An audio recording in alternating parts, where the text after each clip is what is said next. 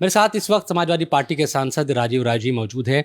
Sir, कल बड़ा एक इंतज़ार भी किया जा रहा है कि महिला आरक्षण को लेकर जो बिल है वो आएगा, उसकी तैयारियां की जा रही है। बीजेपी कह रही है कि ये बड़ा एक परिवर्तनकारी बिल है, तमाम पार्टियों का समर्थन है। आपकी जो पार्टी है वो किस तरह से इस चीज़ को देख रही है? क्या देखिए, देश की कोई ऐसी पार्टी नहीं जो नहीं चाहती कि महिलाओं को आरक्षण न मिले, सम्मान न मिले, हक न मिले।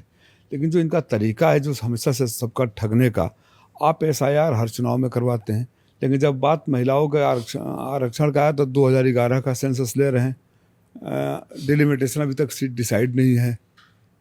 आरक्षण के बीच में महिलाओं के जो पीडीए वर्ग है उनके लिए क्या आरक्षण की व्यवस्था है वो अभी तक आपने बताया नहीं है। आपने उनका निर्वाचन क्षेत्र नहीं तय किया है, हवा हवाई बना रहे हैं। और ये अधिकार मेरा तो मानना है कि पार्टियों को होना चाहिए, कंपलसरी करिए 33%, लेकिन मुझे अधिकार होना चाहिए कि मैं कहाँ से अपनी महिला नेत्री को खड़ा करना चाहता हूँ। आप कह रहे हैं कि कानून पार्टी के हिसाब से बन जाए, कि पार्टी तय करे कानून 33? पार्टी के हिसाब से नहीं बन जाए, कानून ईमानदारी से महिलाओं के हिसाब से बने कि उनको हक मिले।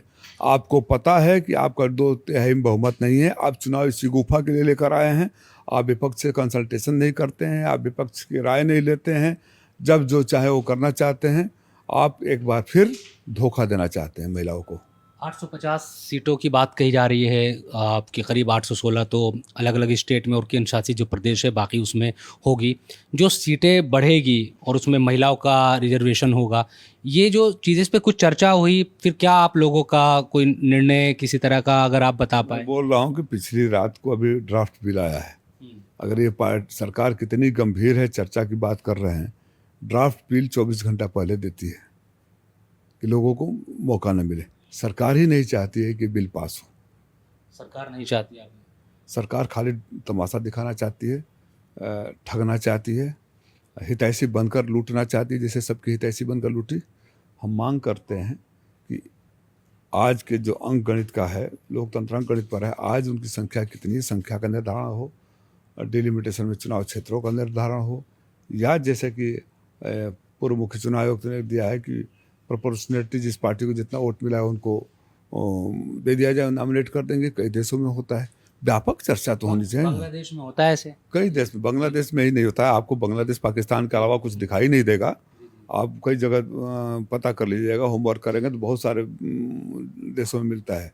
ठीक है ना। मैं ये कहना चाहता हूँ कि नियत में ईमानदारी होनी चाहिए।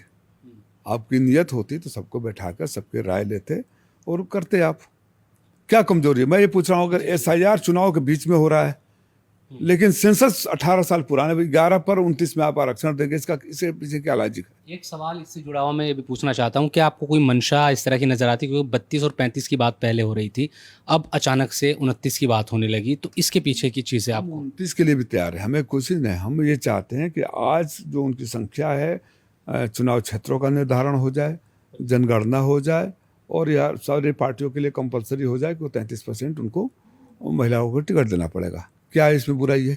इसमें कहाँ से महिलाओं के खिलाफ हम बोल रहे हैं?